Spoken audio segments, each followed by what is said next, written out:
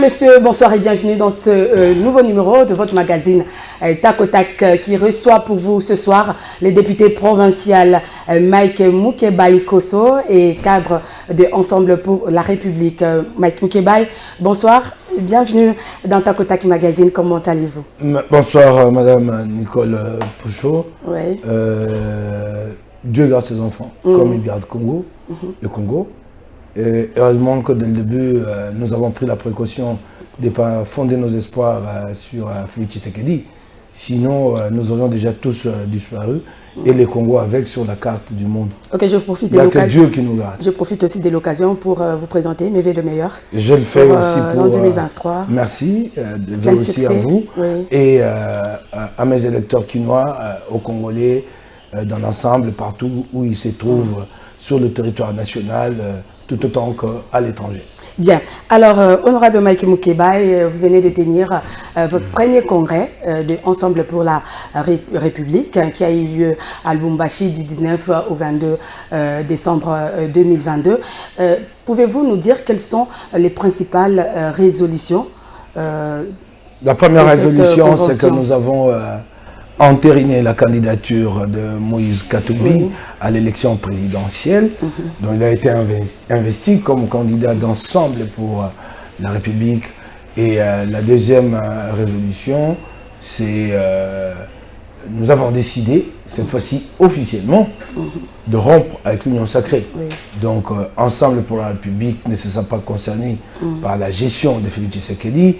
Il n'a qu'à assumer son bilan lui-même. Donc c'est clair. Maintenant, ce qui nous intéresse, nous, c'est de travailler à construire la victoire de Moïse Katumbi, chapeau que j'appelle Chapeau 2023. Donc sa victoire à lui est celle de notre parti. Et comme vous venez de le dire, vous avez endossé la candidature de Moïse Katumbi comme candidat président. Il semblerait qu'il n'y a pas eu un débat démocratique autour bon, je ne sais pas, j'ai suivi des commentaires dans ce sens-là dans les réseaux sociaux, des attaques qui sont parties d'un tweet d'un des nôtres de Laurent Onyemba. Mais les mêmes Laurent Onyemba est revenu sur ce propos. Il a pris la parole devant le congressiste pour reconnaître qu'un compromis avait été trouvé. Donc tournons la page. C'est clair, un consensus a été dégagé. S'il y a eu des frictions, nous l'acceptons. C'est comme dans tout grand parti politique. C'est un moment crucial, le moment du congrès, le moment où les ambitions s'expriment. Mais, au finish... C'est comme si Moïse Katumbi s'est imposé. Non, il ne s'est pas imposé. Vous n'avez pas laissé exprimer en tout cas d'autres ambitions présidentielles. Un compromis a été trouvé et le même Laurent Onyemba a pris la parole en public devant le congressiste pour informer tous qu'un compromis avait été trouvé. C'est vraiment clair. C'est clair. De toutes les façons, Katumbi a été investi. Le reste, nous laissons ça aux adversaires. Ces attaques en deçà de la ceinture, nous ne répondons pas à ces attaques-là. Et donc, il ne s'est pas imposé? Non, pas du tout. C'est ce qui s'est dit en fait sur les réseaux sociaux. Non. Vous connaissez mon engagement pour la démocratie. Et ce n'est pas au sein d'Ensemble que je vais me taire si je ne suis pas d'accord. Vous connaissez mon combat. Voilà. Vous avez enfin quitté l'Union sacrée et pourquoi l'avoir fait au début de l'année électorale? Non, le moment a été propice parce qu'il a coïncidé avec la tenue du congrès. Il fallait le faire en ce moment-là pour que cela ne soit pas considéré comme la seule volonté de Moïse Katumbi. Nous préparions les congrès pour nous déterminer en perspective des échéances à venir, et c'était en ce moment-là qu'il fallait se décider. Ça a été une coïncidence, le congrès, et bon, c'est le moment, parce que tous sont réunis, en tout cas le parti est représenté à tous les niveaux, c'est le moment alors de décider. Voilà. Et les non-respects de cahier de charge de vos partenaires a été constaté quand même? Bon, écoutez, nous quand nous sommes allés à l'Union sacrée, c'est vraiment de bonne foi. C'est dommage que Félix Tshisekedi nous paye en monnaie des singes. Et puis ça a été constaté depuis longtemps. Oui. Nous y arrivons avec un cahier de charges à main. Donc nous disons que nous tirons l'expérience, des leçons de l'expérience du passé. Nous avons vu la coalition FCC Palou en 2006, qui n'a pas pu porter le pays, qui n'a pas pu transformer le pays, faute d'un programme commun. Les uns et les autres, à l'époque, se sont empressés de partager le pouvoir et c'était tout. Ce qui est dit pour cette coalition-là est valable aussi pour la coalition FCC-CAJ. Pas de programme commun concerté. Nous avons dit non, évitons de tomber dans ces pièges. Nous avons présenté notre cahier des charges sur la table. Les gens étaient si pressés de mettre en place le gouvernement Union Sacrée qu'ils nous ont dit, messieurs, nous n'avons pas le temps de discuter avec vous. Ok. Quelques mois plus tard, 2, 3, 4 mois, Moïse Katumbi a élevé la voix. Cette fois-là, il a dit, je souhaite que nous mettions en place un cadre de concertation. Oui. Comme ça, nous pouvons discuter ensemble et dégager les principales, les grandes orientations qui vont guider la coalition. Personne n'en a voulu, surtout pas Félix Tshisekedi. Et depuis, chaque fois qu'un ministre pose un acte, chaque fois qu'un ministre fait un pas, il est dit qu'il est fait toujours au nom de la vision du chef de l'État. Il y a de la vision d'un homme qui est appliquée. De manière unilatérale, sans concerter les autres. Sans impliquer les autres, pardon. De manière unilatérale. Vous le voyez très bien que l'Union est sacrée là, et n'a pas de structure, c'est un monstre sans tête ni queue. C'est cela l'Union sacrée. Donc c'est la vision d'un homme qui est mise en œuvre, qui est matérialisée dans les actes du gouvernement. Alors, attendez, oui, je vais vous répondre. Alors, il s'agit de la vision d'un homme, Félix Tshisekedi, et quant au résultat, vous nous demandez de partager. Comment ça? Comment nous allons partager? Et ce qui est d'ailleurs très grave, c'est que plutôt que de venir au Conseil des ministres, Félix Tshisekedi est venu au Conseil des ministres pour jouer à l'arbitre, nous, et laisser donc les ministres soumettre au Conseil des dossiers sectoriels, non. Ici, par contre, c'est Félix Tshisekedi qui vient, lui, avec des dossiers à soumettre au gouvernement. C'est lui qui sort l'idée des transacadémies. Il vient, non, il faut des bus gratuits aux étudiants. Même le ministre sectoriel lui-même est surpris. Il dit, mais bus gratuits, et comment nous allons assurer l'amortissement? Et voyez, au jour d'aujourd'hui, il a fait venir les bus sans prévoir un entrepôt. Vous savez, les bus sont entreposés où? Vous ne les voyez pas? Au Palais du Peuple. Le Palais du Peuple a été transformé en entrepôt de bus Transacadémia. C'est ça du Félix, ça c'est vraiment sa marque de fabrique. Mais alors, au finish, vous voulez que nous partageons les bilans? Il est hors de question. Vous dites que nous avons attendu assez longtemps. C'est vous qui le dites. Il fallait le faire un jour et nous l'avons fait. D'ailleurs, vous avez déjà quitté l'Union Sacrée. Ah, moi depuis le début, j'avais quitté la barque depuis. Je savais que ça n'allait pas vraiment arriver à bon port. J'étais parti. Dès le début, le premier pas que j'ai vu, je suis député provincial à l'Assemblée provinciale de Kinshasa. J'ai essayé de pousser avec les autres pour tenter d'imposer l'Union Sacrée ici, à la PK. Ça n'a pas marché. J'ai vu que les mêmes tales, les mêmes habitudes qu'on retrouvait chez Ngobila dans sa fameuse dynamique, ont été reconduites avec l'Union Sacrée. En fait, en réalité, à l'Assemblée provinciale de Kinshasa, il n'existe même pas d'Union Sacrée. Il n'en existe pas une. Comment ça? Non, pas du tout. Qui est le chef? Qui est le chef de la majorité Union Sacrée à l'Assemblée provinciale de Kinshasa? Allez poser la question à Peter Kazadi, qui est le président du groupe parlementaire de l'UDPS. Demandez-lui, cette majorité, elle se réunit où? Quand est-ce qu'elle s'est déjà concertée sur la politique à mener, les politiques publiques à appliquer dans la ville de Kinshasa? Donc il n'existe même pas une majorité. Union Sacrée, c'est la dynamique Ngobila. Avec le grand maître, le grand gourou. Le grand gourou Jean-Denis Ngobila. C'est cela. C'est cela la réalité. Et alors, j'ai senti dès le départ que nous allions vers la noyade. J'ai dit, la responsabilité est avant tout individuelle. Je me suis décidé et je suis parti.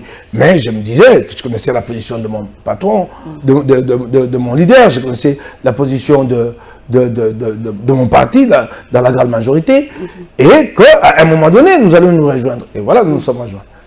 Remarquez d'ailleurs que je n'ai jamais été blâmé dans mon parti. Oui. Donc, en quelque sorte, ce que j'ai fait, je l'ai fait avec la caution de mon parti. En tout cas, du leadership de mon parti. Mais qu'est-ce qui a poussé vraiment Moïse Katumbi de quitter l'Union Sacrée? C'est par rapport à la pression sur la justice avec sa société MCK. Non, MCK, nous n'en parlons pas. MCK, non. Jet, hein. Non. Ça, il s'est énervé. MCK, il a dit trop, c'est trop. Non, MCK, nous n'en parlons pas. Ça, il faut laisser les hommes de Tshisekedi en parler. Il faut les laisser monter des cabales contre Katumbi. Et nous sommes préparés à y parer. Ça, ils peuvent compter sur notre détermination.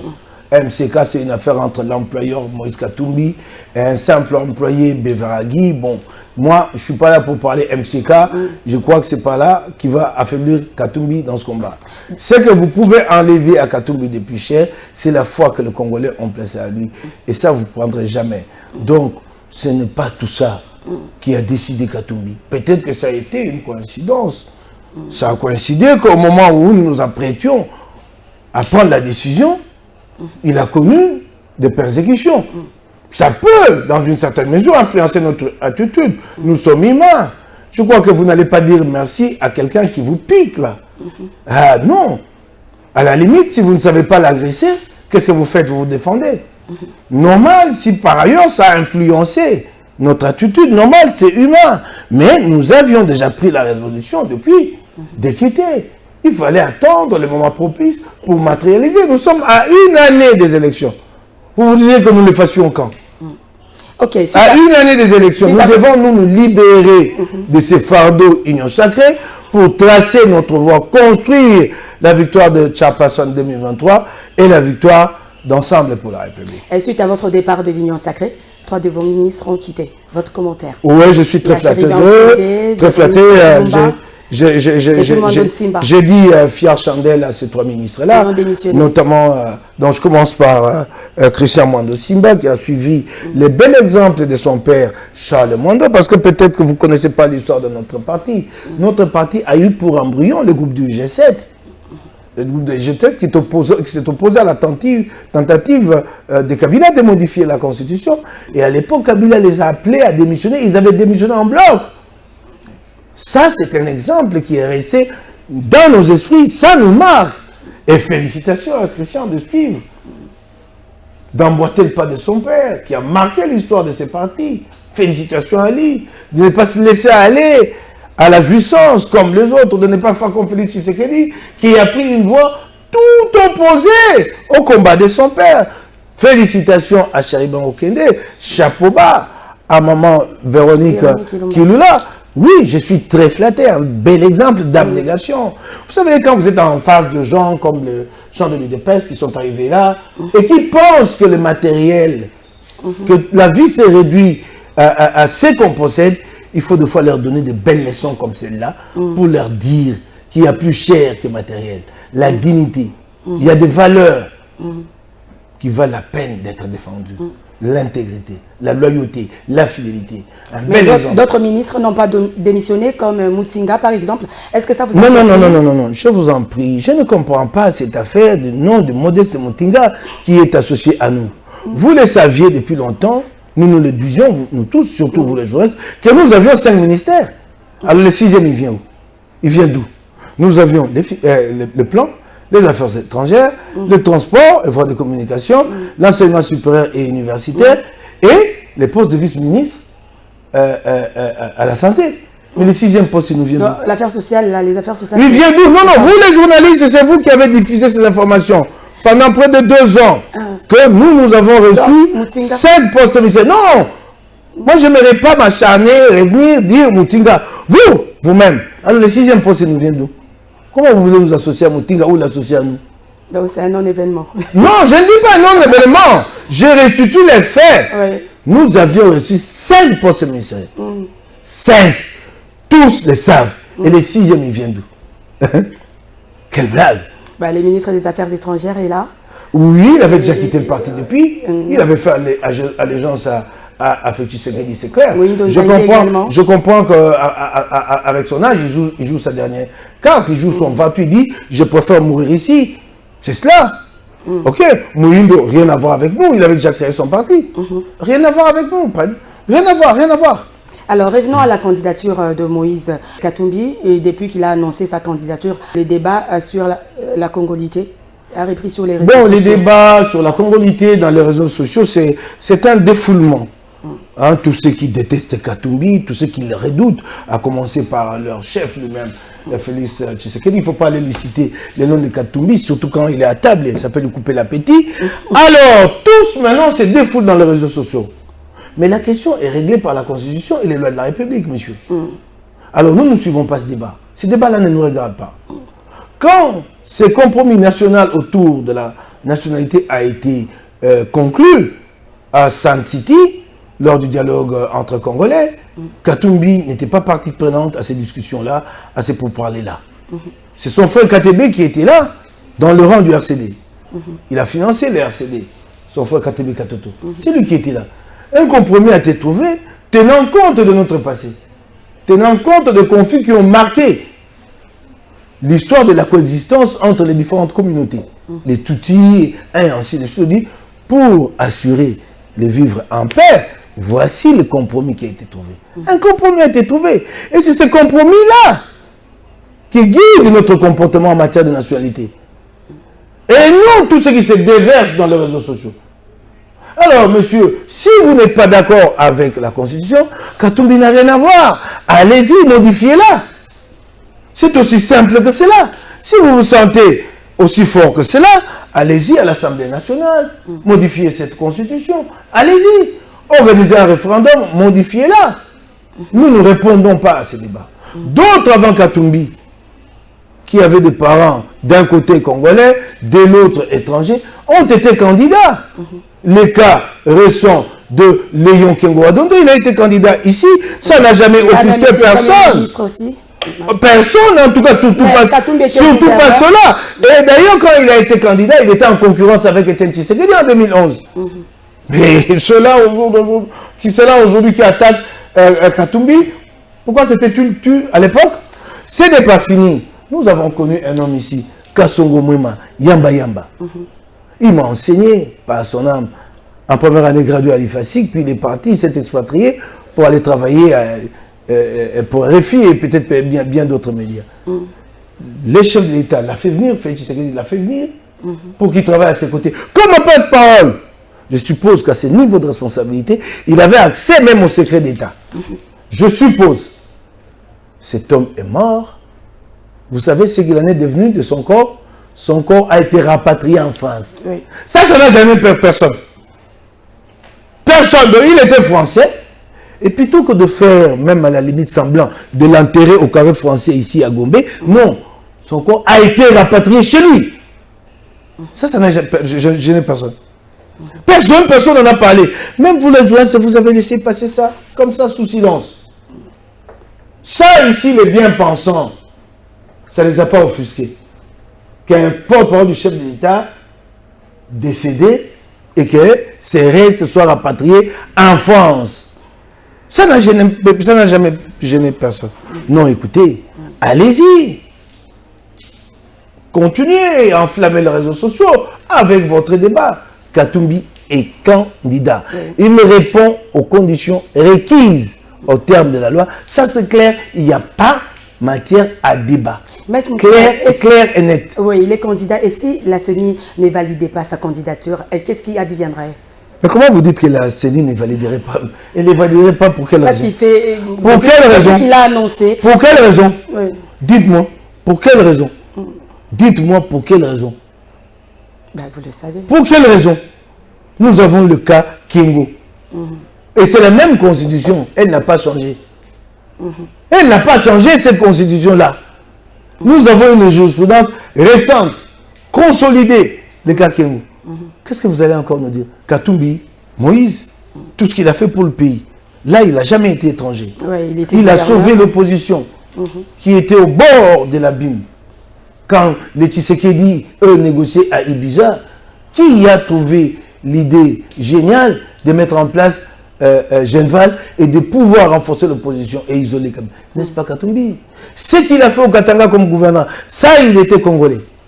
Quand il a soutenu l'UDPS là, par le passé, ça, il était congolais. Il est congolais quand ça arrange... Quand ça arrange les gens. Les gens, oui. Quand il porte Mazembe, qu'il fait rayonner Mazembe à travers le monde, c'est la fierté nationale. Ça, il est congolais. Quand il est candidat à la présidentielle, il n'est pas congolais. Comment m'expliquer ça?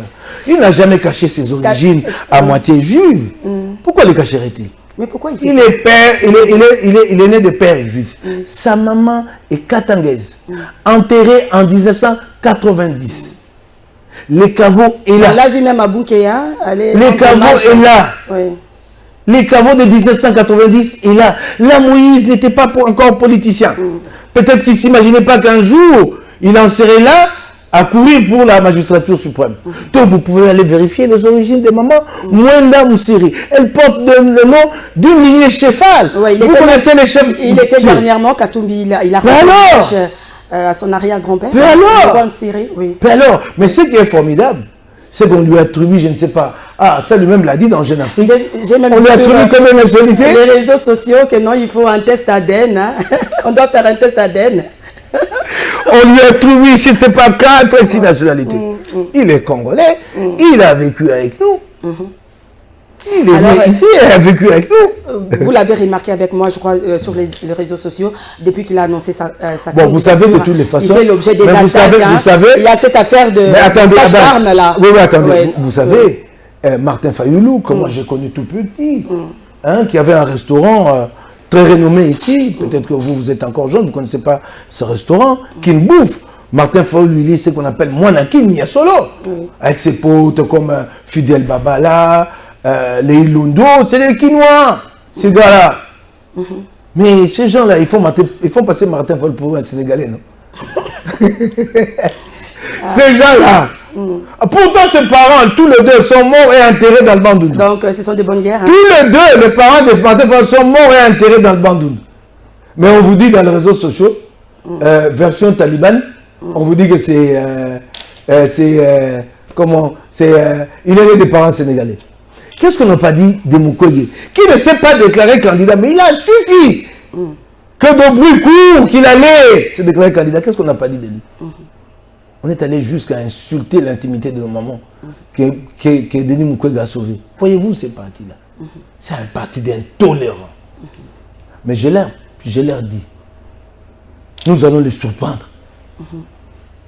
Nous allons les surprendre. Je leur dis ça. Nous allons les surprendre. Ils vont se retrouver en dessous des arbres là, ils étaient avant d'arriver au pouvoir. Ils vont retourner. Vous êtes vraiment sûr que Moïse Katumbi sera... Nous allons les surprendre. Sera élu président? Ce n'est pas l'affaire de Moïse Katumbi seul, c'est l'affaire de force changementiste. Vous avez remarqué que petit à petit, nous sommes en train d'aller vers un rapprochement. Vous avez suivi la déclaration de Mukwege, une déclaration que nous appuyons. Et Fayoulou. Une déclaration que nous appuyons, même si nous ne l'avons pas signée. Sauf bémol, nous disons ceci, que s'il y a des réformes à entreprendre, il ne faut pas que cela prête le flanc. Pour que Félix Tshisekedi en profite et dise, c'est eux qui ont cherché le glissement. Donc s'il y a des discussions engagées, des réformes à prendre, nous souhaitons que cela se fasse dans l'entretemps d'aujourd'hui jusqu'avant le 20 décembre. Pas au-delà. Voilà ce que nous nous demandons. Pas au-delà, nous ne voulons pas nous voulons les élections au 20 décembre. Monsieur Kadima, les élections au 20 décembre, servez-nous le plat électoral le 20 décembre. Les Congolais attendent. Donc c'est cela. Mais nous sommes avec Matata. Vous avez déjà votre carte? Je ne suis pas encore enrôlé. Vous savez qu'à notre congrès, les hommes de Fayoulou devaient faire des déplacements, ils ont été bloqués à l'aéroport, son secrétaire général et le député national Jean-Baptiste Kassekwa. Mais tout de même, son représentant province au Katanga est venu à la clôture. Comme il y a eu d'autres grands leaders, Diongo et les autres. Avec Matata. Avec Matata, au niveau le plus haut de mon parti, il y a toujours eu des échanges, tout autant que Denis Mukwege. Il y a déjà des alliances qui se font. Nous sommes en train d'aller dans ce sens-là. Ouais. Pourquoi pas avec Kabila, puisque nous y travaillons. Pourquoi pas avec Kabila? Oui. Êtes-vous sûr que Kabila va accompagner? Mais depuis la réconciliation katangaise, on n'a jamais vu Kabila et Katumbi ensemble. Hein. Cette réconciliation a été bien réelle. Ce n'est pas dans des manifestations de présence physique que vous allez dire qu'il y a eu réconciliation. Elle a été bien réelle. Elle a permis de surmonter les clivages entre les Sud et les Nord. Vous savez que quand Moïse Katumbi avait été contraint à l'exil, il y avait eu un certain déchirement entre ceux du Sud et ceux du Nord. Donc au jour d'aujourd'hui, cette réconciliation est consolidée. Et mais puisque vous parlez de réconciliation, j'en profite pour vous parler de ce que j'ai palpé à Lubumbashi. J'ai senti qu'il y avait une vive tension entre différentes communautés, notamment les communautés kassaïennes et les communautés katangaises. Du fait d'abord de ce que les Katangais vivent comme une évasion d'un certain groupe, de certains dignitaires, une évasion dans les mines à Colosie, où la province est placée sous coupe réglée et chacun va se servir, et pour la plupart, famille présidentielle, membres d'une même tribu. Ça fait très mal aux Katangais, ça les révolte, ils sont révoltés. Mais ajoutez à cela les faits de persécution contre Katumbi. Katumbi, c'est un homme autour de qui se cristallise des espoirs des millions de Congolais, pas que des Katangais, mais des Congolais d'autres provinces. Mais les Katangais, davantage sont touchés. Et je suis allé vraiment faire Kassayan pour comprendre comment ils vivent ces tensions. Ils m'ont dit, soit notre porte-voix à Kinshasa, dis à Félix, il nous a trouvés en train de vivre en paix avec nos compatriotes katangais. Nous continuerons à vivre dans la même harmonie après nous, qu'il évite des actes qui amènent les autres à se monter contre nous. Qu'il évite ces actes, nous n'en avons pas besoin. Nous avons déjà connu 2 fois de troubles ici, et contre une partie, nous ne voulons pas qu'une 3e fois arrive. Ils ont été clairs à ces propos. J'ai des tantes, des neveux qui me l'ont dit. Nous ne voulons pas. Peut-être qu'ils ne mesurent pas la portée des actes qu'ils posent depuis Kinshasa. Mais ici, nous, ça nous crée des problèmes. Ils ont été clairs à ces propos. Vous retournez côté Katangais, vous allez chez les plus extrémistes, mais c'est encore grave. Certains sont même tentés d'aller exhumer les rêves chombistes de sécession. Ah bon? Je dis, non, ça c'est très grave en ce moment-ci.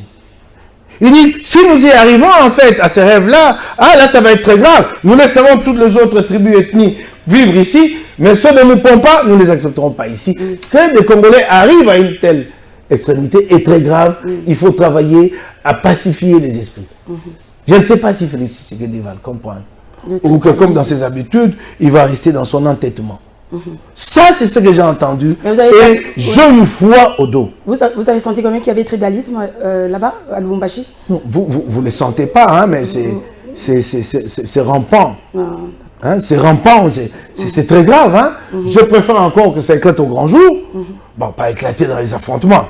Mais que ça éclate, et que comme ça, vous pouvez gérer. Moïse Katumbi n'était pas bien accueilli à Lubumbashi, son retour, c'était attendez, est-ce que Moïse a encore, attendez. Les Katangais ne sont pas allés à l'aéroport. Est-ce que Moïse a encore à faire de preuves en ce qui concerne les mobilisations les mobilisations de masse? Attendez un peu, est-ce qu'il a encore des preuves à fournir? Nous n'étions pas allés à un meeting à Lubumbashi. Nous étions allés à un congrès. Et puis on connaît les stratagèmes. Un leader d'opposition qui revient de l'étranger et dérangé, perturbé dans son programme pour qu'à la fin on dise il n'y a pas eu du monde. Il faut lui rentrer ici. On l'a empêché de marcher avec les siens et on a pris des images et on a dit il n'a pas mobilisé. On n'en est pas là. On n'en est pas là. Katumbi n'en est pas là. À prouver qu'il peut mobiliser. Et puis, où est Lubumbashi? Oh, vous rigolez ou quoi? Vous rigolez ou quoi? Donc, selon vous, tout s'est bien passé. Tout s'est bien passé. Alors, parlons un peu d'autre chose, Moukeba. Félix Tshisekedi a été à Mbandaka pour la 9e conférence de gouverneurs. Oui, il a promis qu'il Vous avez certainement suivi le meeting. Hein?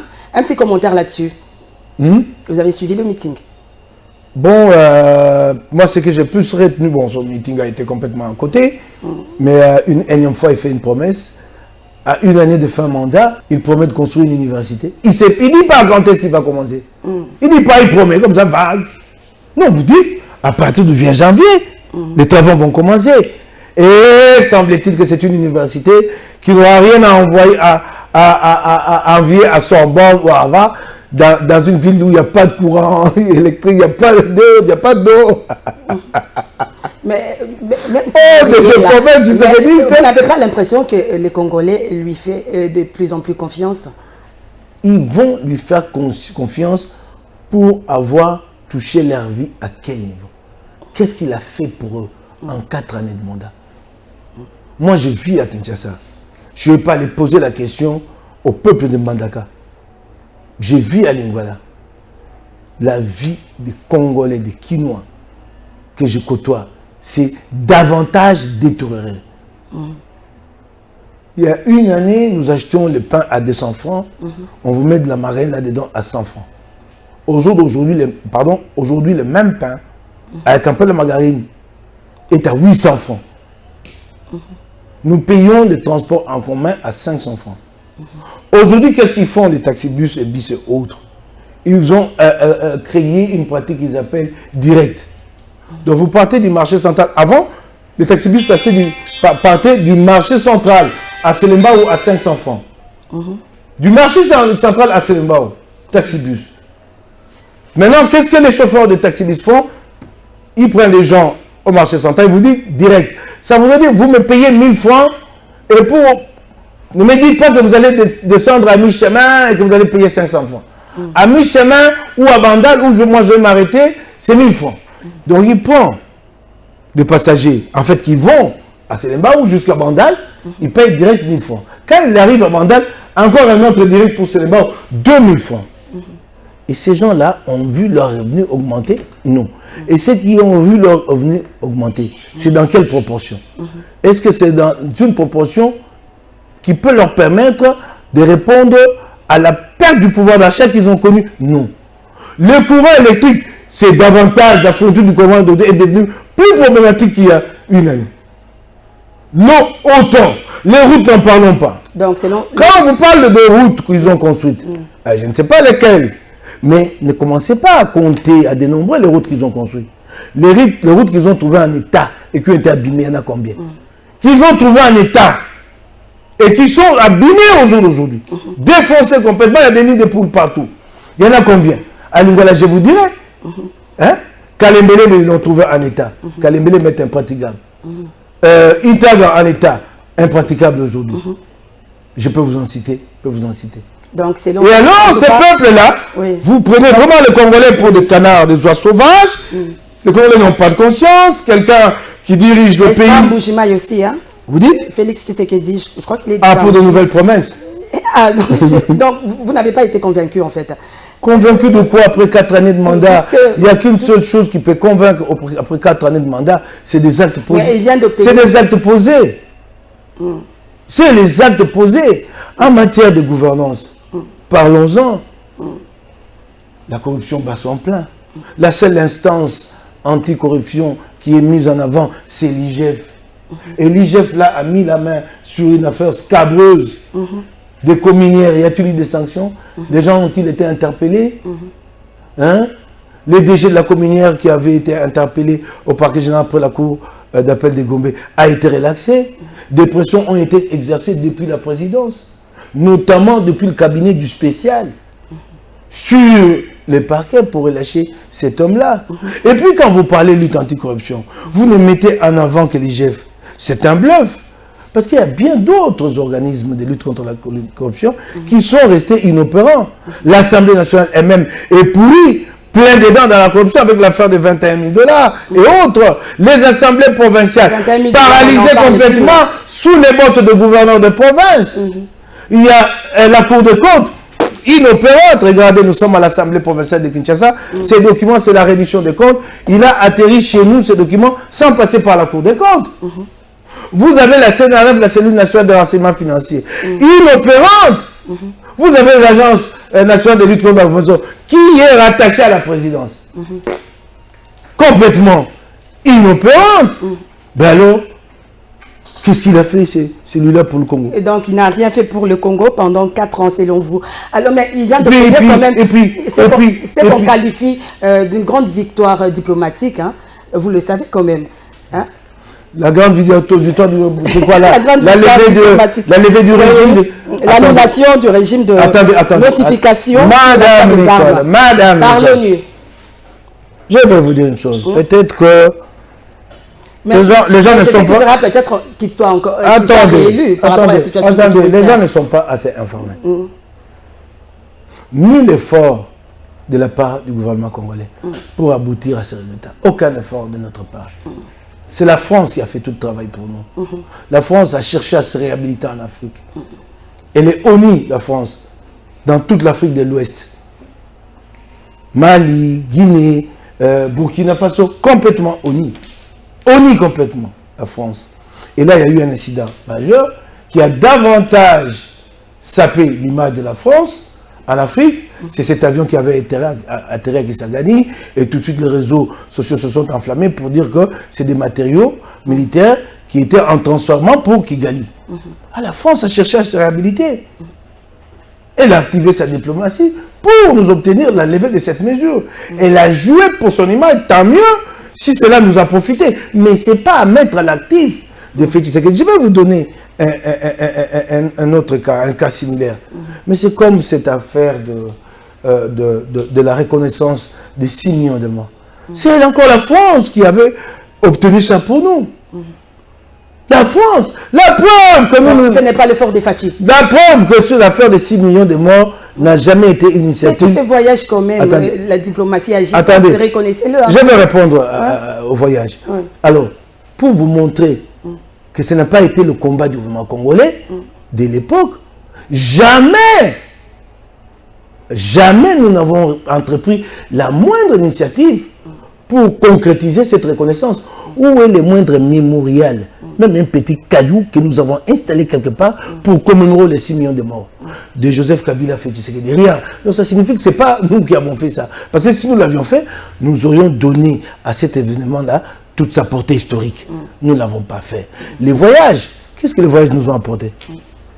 Il en est à combien? 180, 200? Il avait promis que c'était... Et je n'ai jamais compris ça. Le chef d'État dit que partout où je vais, les gens veulent en savoir plus, être informés sur le Congo. Donc c'est au chef d'État maintenant de faire des placements pour aller dire aux gens, voici le Congo, c'est comme ça qu'on vend un pays. Ah non, pas du tout. Le Mike Moukebaï, vous êtes député provincial. La ville-province de Kinshasa est de plus en plus sale. Aucune interpellation du gouverneur. Est-ce qu'il y aurait une connivence entre le gouverneur, le maire des villes et l'Assemblée provinciale? Madame, j'aurais bien aimé, puisque ce n'est pas possible, mais j'aurais bien aimé changer de rôle avec vous. Vous amenez à l'Assemblée provinciale et vous voir faire, si vous pouvez faire venir Ngobila, alors qu'il y a un soldat en service commandé, là sur place, pour protéger Ngobila. Les pasteurs... les pasteurs... moi, je n'ai pas besoin de... Les pasteurs bling-bling, les pasteurs arc-en-ciel. Ah bon? Hein? C'est pas normal. C'est lui qui protège Ngobila, selon vous? Mais madame, j'ai fait en sorte qu'il n'y ait pas d'interpellation. Madame, j'ai interpellé les ministres. Moi, plutôt Ngobila lui-même. Ici, j'ai les documents. Une question d'actualité. J'ai demandé à ce que Ngobila vienne s'expliquer sur les inondations qui ont causé des dizaines de morts dans la ville de Kinshasa. Le champ de la question d'actualité est défini, déterminé, je vous en prie, au terme de l'article 183 qui dit tout député provincial peut requérir du gouvernement provincial des informations, peut requérir du gouvernement provincial. Le gouvernement provincial est composé de qui? Du gouverneur, du vice-gouverneur et des membres, ministres et autres commissaires généraux. Ça, c'est un vocable que même ont fabriqué, qui est anticonstitutionnel, commissaire généraux. Donc, une question d'actualité peut s'adresser au gouverneur. Le champ d'application de l'article de la question d'actualité est défini clairement. Mais voilà ce que Godin Poy me répond, que les gouverneurs ne répondent qu'à la politique générale et non aux questions sectorielles. Parlons même des questions sectorielles. Cette question d'inondation, elle est transversale, elle touche plusieurs secteurs. Elle ne touche pas que l'urbanisme et l'habitat ou la protection civile. Elle touche plusieurs secteurs, elle devient transversale. On peut la considérer comme une question de politique générale. Mais voilà, les soldats en service commandé a dit, mon général, je réponds, je barre la route à Moukebaï. Voilà. Dommage. Et comment trouvez-vous sa gestion, la gestion de Godin Poy? Quoi? La gestion calamiteuse. Calamiteuse. Alors, calamiteuse. Il y a un bâtiment derrière là, surfacturé, construit à 531 000 $. Ce bâtiment a été construit en urgence. Surfacturé, c'est un bâtiment qui vaut à peu près, je crois, 250 000 $. Vous savez quelle entreprise qui a construit le bâtiment? Génium. Qui est le patron de l'entreprise? Jean-Claude Boissa, le propre interprète de Godin Poy. Ah bon? Alors, bâtiment construit en urgence, ça fait 4 ans. Les personnels administratifs n'y a jamais été logé. On avait dit urgence, ça fait 4 ans. Le bâtiment est terminé, il n'y a pas de mobilier, il n'y a pas de matériel, il n'y a pas d'équipement. Mais on avait dit urgence. assez compliqué. Dernière question. En Zambie, il y a le président de formidable enlevé voilà la diffamation. Attendez, j'ai oublié d'évoquer ce chef de l'État. Il va avoir besoin de l'opposition pour bien travailler. C'est un bon modèle pour la RDC. Voilà un chef d'État conséquent et sérieux. Il avait promis qu'il allait le faire. Il arrive en responsabilité. Il abolit l'infraction des diffamations à l'endroit du chef de l'État. Ici, vous avez un président qui a promis de fermer les cachots. Les cachots dans les locaux des services de renseignement. Ces cachots-là sont toujours peuplés, peut-être encore plus peuplés que sous Kabila. Et lui, l'outrage au chef de l'État, c'est ce qu'il aime bien, lui, nous brandir comme menace. Il nous a dit Maloko et Kotonda. Regardez, celui-là qui fait avancer la démocratie chez lui. Si vous criez, si on l'appliquait en RDC, ce serait pas instituer des insultes publiques. Non, parce que déjà, avec les opposants, c'est compliqué. Attendez. Si vous dépénalisez, cela n'empêche pas qu'aux civils, les gens soient poursuivis. Les civils font mal, autant que les pénals. Peut-être les pénals, il fait mal puisqu'il s'agit d'enfermer quelqu'un entre quatre murs. Mais les civils, ils frappent à la poche. C'est des lourds dommages à payer. Il fait autant mal. Donc, on va régler cette affaire civilement. Donc, les gens seront poursuivis, mais pas au pénal. C'est bien clair. Si Moïse Katumbi est élu président de la République, qu'est-ce qu'il peut apporter de concret? De concret, la lutte contre... C'est la dernière question. Et non, notre combat, quoi que vous pensiez, la toute première chose, c'est d'avoir le moyen. Si vous n'avez pas le moyen, vous n'avez pas de politique à matérialiser. Donc la toute première chose, c'est d'enrayer la corruption. Parce que la corruption, c'est le mal des mots. En fait, tous les autres mots sont auxiliaires à la corruption. C'est quand il y a la corruption qu'on affaiblit la justice, trafic, c'est cela. Alors, nous allons rendre opérationnel... Il a dit même qu'il mettra fin à l'enrichissement illicite. Oui, ça nous allons combattre ça. Il a parlé de la pauvreté et tout ça. Oui. C'est ça notre priorité. Et nous le ferons. Vous pouvez compter sur nous. Ok, un dernier message, honorable Mike Mukeba. C'est d'appeler. Je ne sais pas si vous avez un message. C'est d'appeler les Congolais. Le Congolais. D'appeler nos frères de l'Est aussi, par rapport à la situation sécuritaire. D'appeler le Congolais au nom de mon parti Ensemble pour la République et de mon leader Moïse Katumbi Chapoué, les appeler à s'enrôler massivement. Les votes est un moment clé pour l'avenir du pays. En fait, c'est eux qui ont la décision. Et nous, de notre côté, nous nous battrons pour assurer la surveillance électorale et que cette fois-ci, on ne nous vole pas notre victoire, comme ça a été le cas en 2018. Oui. Et pour nos frères de l'Est aussi, j'espère que Bunagana, je compatis avec eux. Ils vont voter aussi, j'espère. Je compatis, oui, je compatis. Il y a déjà la force de l'EAC, les Sud-Soudanais. Mais nous, on est opposés à cette présence, vous savez. Oui, j'ai vu mon leader a tweeté. Il a réagi. Dommage qu'on n'ait pas assez de temps. J'aurais bien aimé dire davantage sur cette question, mais toute ma compassion à nos compatriotes de l'Est. Ok. Merci beaucoup, honorable Mike Mukeba. C'est à moi de vous remercier. Merci d'être venu.